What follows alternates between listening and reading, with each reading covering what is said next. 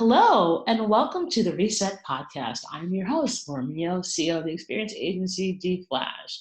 This is part of my 29 Days of Magic series where I'm interviewing a Black woman a day throughout Black History Month. On this week's episode, I'm so excited to have Essence Reveal, who is an author, speaker, and burlesque performer. I'm going to talk about her incredible journey and all of the really amazing jobs she's had over the years, and her most recent book, which is a fantastic, quick, easy read. It's going to be a great conversation. Take a listen. Hey, Essence. Hello. Happy Monday. Yes. Happy New Week to you. It's a new week and new month, so we're in good shape. It's all new beginnings. Exactly. And January was a beast, so I'm actually happy to be in February. I'm done with that. We're done with that foolishness. Um, So, as you know, because you listen to the podcast, the first question is always the same, and I'm always fascinated by the answers I get, and I'm sure yours will be no different. So, in essence, what was your first job? Well, my first job was actually one that I created myself. As a kid, I always liked to draw. And so my first job was a business that I had where I would do custom t-shirts, denim, jackets, whatever people wanted me to paint on with my little fabric paint. And the most popular thing at the time was me making Black Bart Simpsons. Wait, what? Black Bart Simpsons with sayings of whatever people wanted me to have it say. Because, like there was it's a black thing you wouldn't understand. Wow. Oh my Lots of gosh. Black Barts with dreads wearing, red, black, and green. Uh, and And how then old were you? uh, this was like a 12, 13. And people paid you for this stuff. Yes. My den, the den in my family home became like my drying room. So I'd have all these pieces of clothing draped across the couch, drying for my customers. Okay, so this is going to sound bananas. So now you're the third person in my insane plethora of Black women I'm doing for 29 Days of Magic who had some sort of drawing on denim as their first job. Hilarious. This is Okay, the most random. here's another offshoot that happened in that little later in that year. Me and my friends started making needlepoint uh nameplates. What? So yeah, so like we would needlepoint the New York skyline and attach a yarn string to it, and people were wearing it in our school, and we were selling these. That's incredible. Needle-pointed nail plates? Oh my gosh. I mean, I did go to one of the nerdiest schools in the Yeah. yeah, so it's not like we were cool kids, right? Listen, but you got paid for this stuff, so that's Mhm, also a thing. mhm. So it's like you created your own way and got paid for it, which kind of leads into all the things you've done since then. Right. You just found an interesting way. So I'd love for people to hear your story because I am fascinated. I mean, obviously, I read your book and I did your launch event, so I know the story. Yeah. Um, Gosh.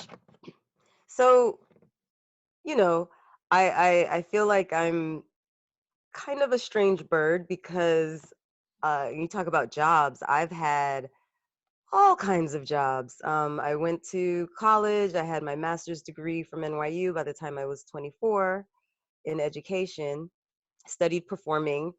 I had been an actor in New York City with an agent since I was 15 years old. So I had been coming to New York by myself from that age to audition for film and TV, and uh, ended up doing commercials. Um, but when I graduated from school, I realized that it's expensive to be an artist. And whether you're an actor or visual artist, materials, things cost money.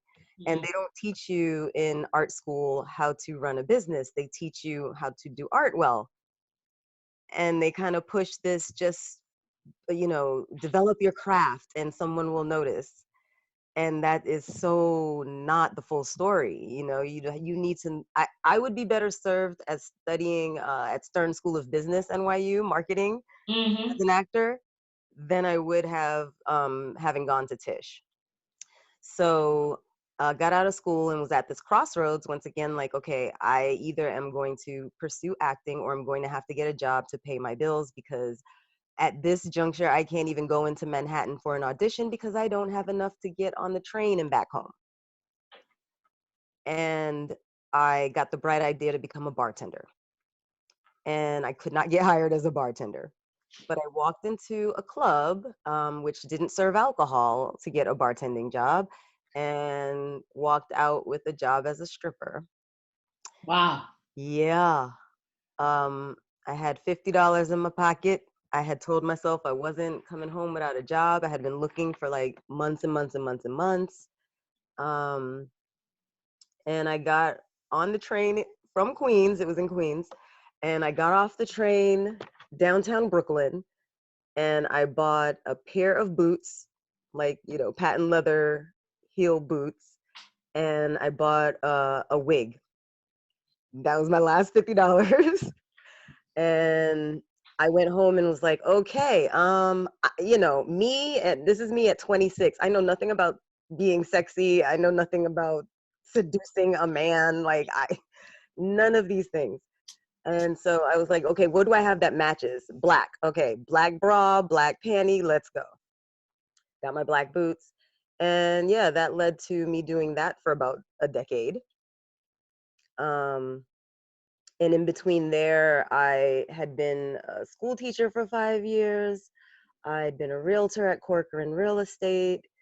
Um, I've done a lot of jobs, and the last decade I spent as a burlesque performer, traveling all over the world performing burlesque. Became queen of classic burlesque in Milan at the age of 40 something. Um, Hold and up. What? yeah, I am a crowned queen.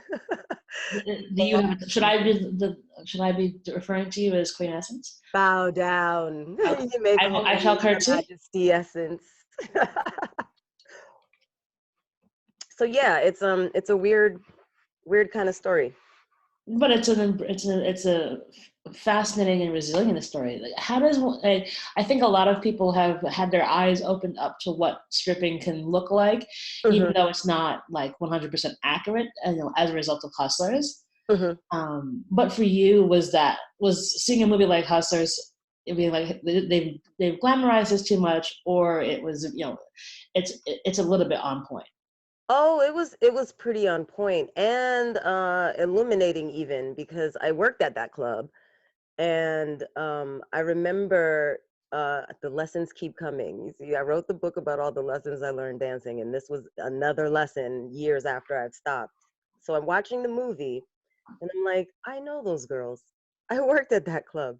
And at the time, I remember thinking, how is it possible that they get these big spenders every single night? Like, what am I doing wrong? What's up with my hustle? Not knowing that they were drugging the men. That's what I was doing wrong. I wasn't drugging anybody. You have integrity, so you weren't. Yeah. How about that? So, so here's another case of where we can be doubting ourselves without knowing the full story of what other people are going through. And it's even worse in this day of social media, right? So yeah, I found so many ways of navigating life, period, by all of the things I had to do and learn to be a stripper, and also living a double life, because there was no glory in being an Instagram model or any of those things. You didn't tell people what you did. A lot of the girls that I worked with didn't even tell their boyfriends and husbands what they were doing, which I found amazing. I don't know how they Wow, did that. how they do that. I don't. I had a friend that said she did it for a while, and her boyfriend also worked at a bar, so she would be in bed when he left for work, and she would have her bag and everything packed, and she would then leave after he left, go work, and leave the club in time for her to be back home before he got done closing his shift out. Whew, That is a struggle. Oh my gosh. whew, yeah, And so you were teaching while you were stripping. Were you ever worried that someone was going to find out about the fact that you... absolutely. I actually had a time where I thought I saw one of my students walk in, Wow. and I was like, oh my goodness, do I hide? Do I try to stop her? Like, what do I do? It didn't turn out to be her.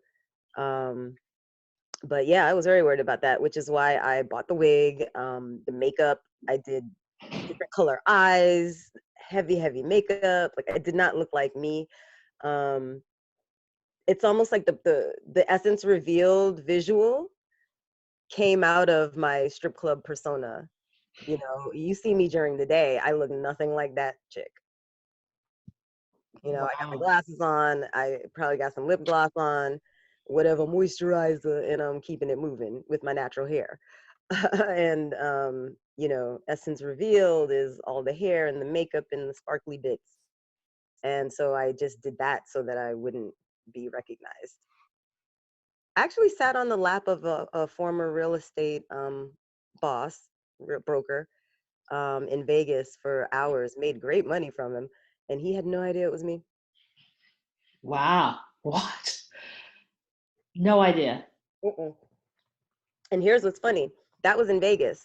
One night in New York, I was working at a club walking distance from the real estate office, and he came in with a bunch of friends, and I left. I had already paid my house fee, you know, like they show in the movie. It costs money to work.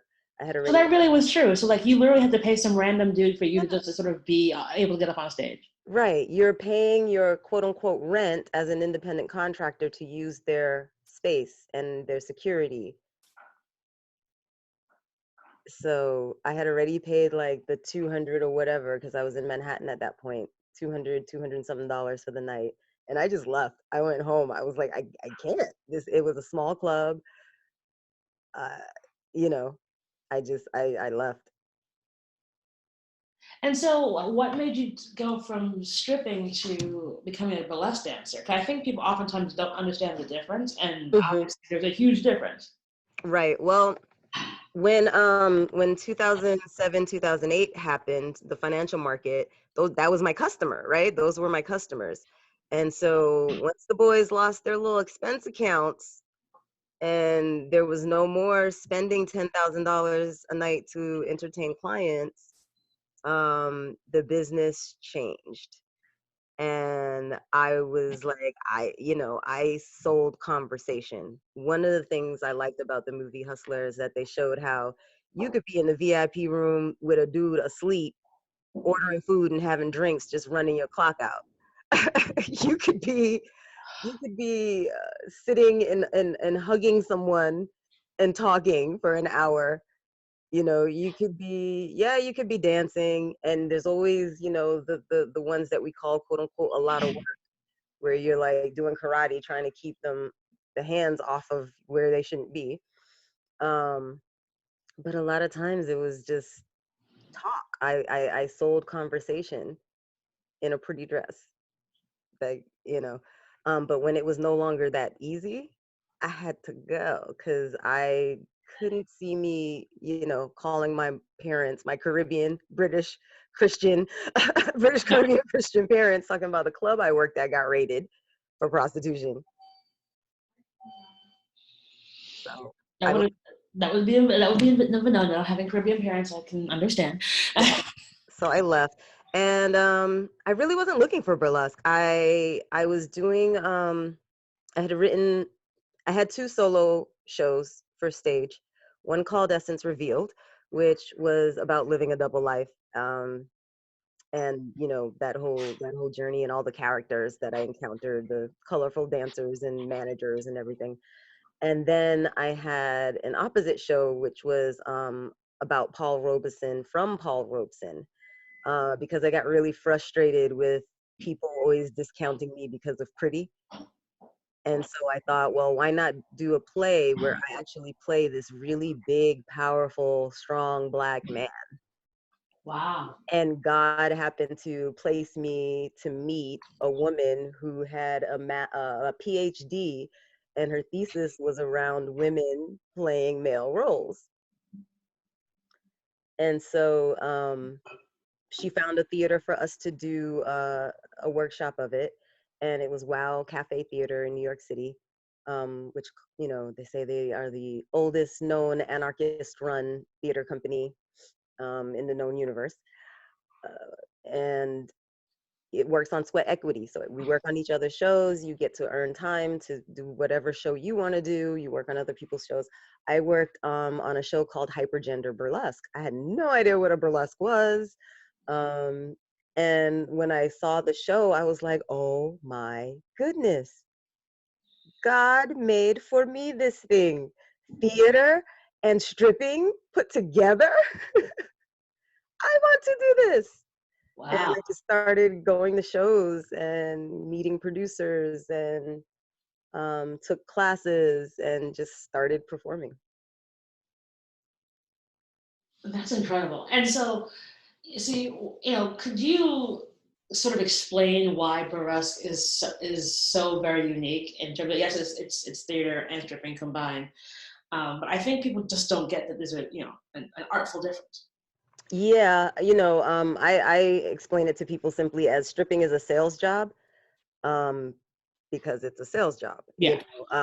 Jesus, you cannot be scared of no being a stripper because you're gonna get told no so many times a night in so many different ways, and you just gotta always be closing, always be closing, always be closing, bell of the ball. And with burlesque, it's about what story are you trying to tell or what emotion are you trying to evoke. Burlesque really has its roots in satire, and it was about satirizing what's going on in our current society. And then there's also, what people refer to as the classical burlesque. In modern times, we call what this is classical burlesque, where it's about the strip tease and the glamour, and the big feather fans and all of the glittery things, and the high fashion type of pageantry. And so for me, burlesque felt like, oh, I can actually perform and tell the stories I want to tell, which is refreshing as an actor because, again, I hear no so much more than I hear yes, and I'm blessed enough to be a working actor. um Still hear no way more than I hear yes, and burlesque was a way for me to say yes to me and not have to ask permission to perform what I wanted to perform. I have acts that make people laugh, I have acts that make people cry, I have acts that make people go make a baby. I have any manner of thing I can make because um, burlesque allows for that. Wow, so incredible. So you've had all these incredible jobs over the past 20 odd years.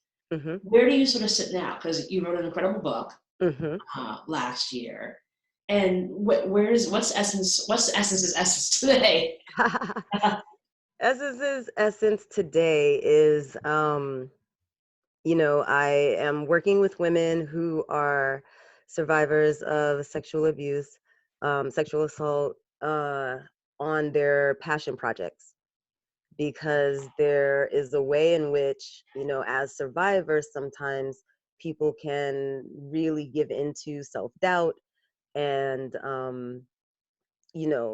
fear and all manner of things that stop us from, I'm a survivor myself, that stop us from moving forward in what we actually want to do. Everything becomes about being proper and staying in the place and, not making too much noise and not bringing too much attention and staying safe. And so I feel like the lessons that I wrote about in the book are useful to survivors because they have to go through similar things, right? As a stripper, I have to deal with stigma. As a survivor, you have to deal with stigma, fear, hearing no, rejection, having to advocate for yourself, being able to negotiate for yourself, whether that's financially or otherwise, setting boundaries. All of these things I had to learn how to do as a dancer, and all of these things I find useful for survivors to push past that fear and those blocks. So I do that.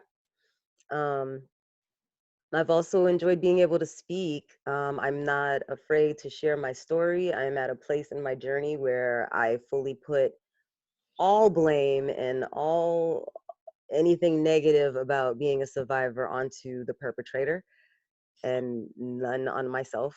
There's nothing a survivor can do to stop that perpetrator from doing what they're going to do. And we spend so much time, sometimes, some people, everybody's experience is different, thinking about how could it have been prevented? What could we have done differently? And so I love to share my story. My favorite one this year was at a high school in Manhattan. They had a Me Too event after school, and they were so cute because, like, they're like, is anyone gonna come? And then the auditorium was filled, and they had me as a speaker. They had another woman who was kind of like very, very hip hop from like the fashion industry, like she was flyness, all New York all day. And then they had another woman who looked like she could hang out with the girls on Little House on the Prairie. So I was in my business suit. We had the fly sister, and then we had, Molly, very friendly and loving, telling everyone to meditate. Of course. And it was so great because uh, the students came up to us afterwards, and it was really great. So wanting to do more of that, speaking and sharing my story, because I the way that society uses silence as a weapon is maddening to me, and I am about combating that. I am loud on purpose.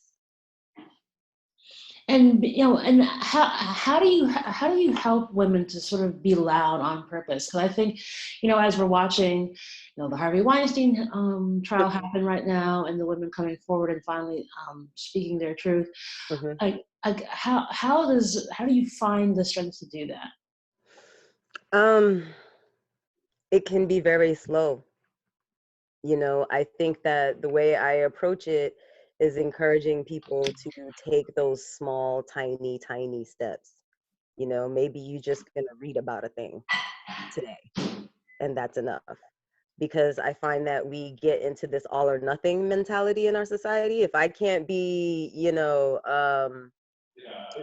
Prince, then I'm not gonna be the person singing on the corner at that cool spot in the neighborhood, right? um, but by encouraging and putting value on those small steps, because everything is just one small step until you get to the goal. And so breaking it down so that it's not so overwhelming, because a lot of times people can't see the final step, right? So you know how to make a sandwich, you can see a sandwich in your head. You see the two pieces of bread, you see the jelly, you go into the kitchen, you got to get two pieces of bread and some jelly. But Right. sometimes as survivors, you can't even see the end story, and it just feels like a fog to even get there. How do I even start? And so, yeah, you have to break it down into small steps and just being that support. Awesome. Thank you for that. And so you've had all this really unique experiences over the last 20 odd years. What would you tell 25-year-old Essence? Oh my gosh. I would tell 25-year-old Essence, save more money. Oh, I, yeah. was fortunate enough that I was one of the ones that didn't go shopping. I really didn't have time. A lot of working in real estate 7 days a week and then dancing 4 or 5 nights a week. I didn't really have time to spend money. So I saved a certain amount, but I would tell 25-year-old me, save more. Learn how to invest. Learn how to negotiate for yourself, whether that is financially, whether that's advocating for yourself in this crazy medical field that we have to deal with in the States, whether that's being the only woman in the space in a group of men, whatever that is, learn to that it is good and okay to advocate for yourself. I think a lot of times women feel bad for asking for too much or demanding too much, and that's bullshit that we were taught to keep us quiet. Absolutely. Oh yeah. When I think of what I would tell 25-year-old me, I want to smack my head. It's like, save your pennies. Oh, Stop buying Manellos. I'm like, I ain't even get a product. I ain't even get a Prada bag, but I still should have saved more because I Yeah, was well, it's like when proud people of see hustlers and they're like, wait, did they not put any of that money in their mattress? myself. They were going to Gucci buying way too many big bags. Man, these girls had every new gadget first. I was like, y'all are really the bomb. I'm not. No, and But now I don't have any student loans, so there's that. so there's that. See, there you go. And how many adults can say that? Like, what? Student loans? Like, I'll pay for it. Yeah. So, I you mean, know, I have like I'm one good deal away from being done with it from 2 degrees at NYU because I was a dancer and I took over the loans from my parents and just hacked away. we all have to do it. It's so bad. it's like, it's like, I really hope whoever wins the next election, like, does just cancel student loan Just debt. 'Cause wipe it out. My wipe it goodness. out. Because, oh my God. I It mean, should be illegal. It's at a level where people can't even live their current lives. well, they can't even get started in their lives because Right. if you didn't have to worry about paying 300 something dollars a month, would you take that teaching job that pays $45,000 a year, or would you Right. go into the investment banking job that pays 150? Right. Yep. Uh, and you look at the universe like, well, I have this huge nut, and then even then, it's still you're still paying that off for a decade. Mm-hmm. So it's really, really hard. And it makes life very difficult in the choices that people have to make as a result of the burden of what a student loan does, which Yeah, it's it, should it's be it. it's like insanity causing because on the one hand, you're going to hear, follow your passion, live authentically, do what makes you happy. But then on this other on the other side, you got this bill that you got to pay that you've been paying for years and it's getting bigger. Like what? Yeah, So, am I going to really go become a painter or am I going to go to medical school or become a lawyer? yeah, because you can't. It's just nuts. It's absolutely nuts. But we figure it out along the way. There's always a way. That is the thing. I think that part of the blessing and curse of having been a stripper is that I didn't have 10 years of no resume. Remember in the movie the girl couldn't even get hired at the cosmetic counter. Right.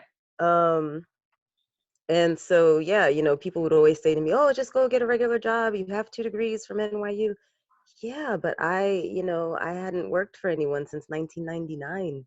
My computer skills were about 1996. My resume says that I don't have the experience to be making 6 figures a year, but I'm living on, I need to live off of 6 figures a year. Exactly. So yeah, it became a challenge in that I had to create my own way. I had to create my own jobs always. Yeah, and you've been pretty damn good at it in essence. So what do you do for essence? Like, what is the thing that sort of like, is it watching Housewives? Is it getting a spa? Mhm. Like, what's the thing that like kind of calms you down and like is your sort of self-care routine? I like to say it's me doing my best impersonation of a house cat. Yeah, man. Like I need time to just be in silence, laying around, doing nothing in particular. Maybe I'll read, maybe I'll watch documentaries, um, or maybe I'll just sit and listen to my thoughts. I figure things out that way. Answers just kind of come to me that way. Um, I find that it can drive some people crazy, like if I have a partner that's work, work, work, work, work, and I am taking a day to do my house cat, it looks like unproductive in their eyes. But it's actually one of the most productive things I do. you For know. you. Yeah, I need downtime with silence. I'm very much an introvert. When I'm on stage, I don't know who that chick is, but he's fun. But in the real world, I am very much, very content with my own company. I solo travel around the world. That's another thing I do for me. I love solo travel. Um, Absolutely. Like, leave me alone. I want to sit on this beach. yes, me and grandma over there, abuela, we're having a conversation and we're sharing the rum we snuck in. Like, leave us be. I didn't plan this, and here I am. So travel and definitely my house cat days. I appreciate the house cat. I never heard it referred to that way, but I feel like that's quite similar to me. Like, I just sort of cocoon myself in my apartment, like, leave me alone. Mhm. Like, Mhm. usually on a Sunday, where I'm like, I Yeah. just need peace and quiet. Um, so, as part of my 29 Days of Magic, I'm asking each of my guests if there is a way that we can be helpful with a give or an ask to share out with the audience. Even if it's just to say it out in the universe, and if you say it out loud, it may come back to you. Mhm.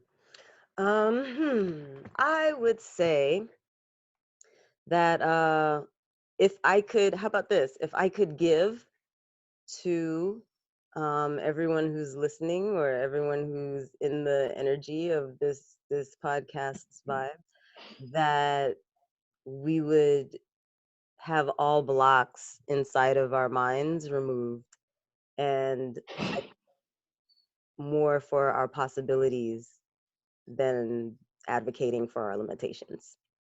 That would be the give. Awesome. The ask, I wanna come talk to folks. I wanna come talk to your organization. I wanna come speak to your students. I want to, you know, teach a group of grown women how to dance sexy for themselves or someone else. I'd love to teach about the lessons in my book. So yeah, that would be my ask. Have Essence come and talk to your group, and you just might have something that you could learn from a stripper. You can learn a lot. As someone who's been, you can learn a lot. Yeah, Um, well, Essence, it has been a delight to have you on the show. I'm going to throw all of your links into the show notes, and so people can find you, awesome. because there's so much that you can bring to the world, and it's always a delight to talk to you, because it's just you're just so inspiring. So thank you so very much for doing this. I really, really appreciate it. Thank you so much for having me. I feel honored to be on your show because I think you're awesome. So thank you. Thank you, Miss Essence. It's been a great chat, and that is our show.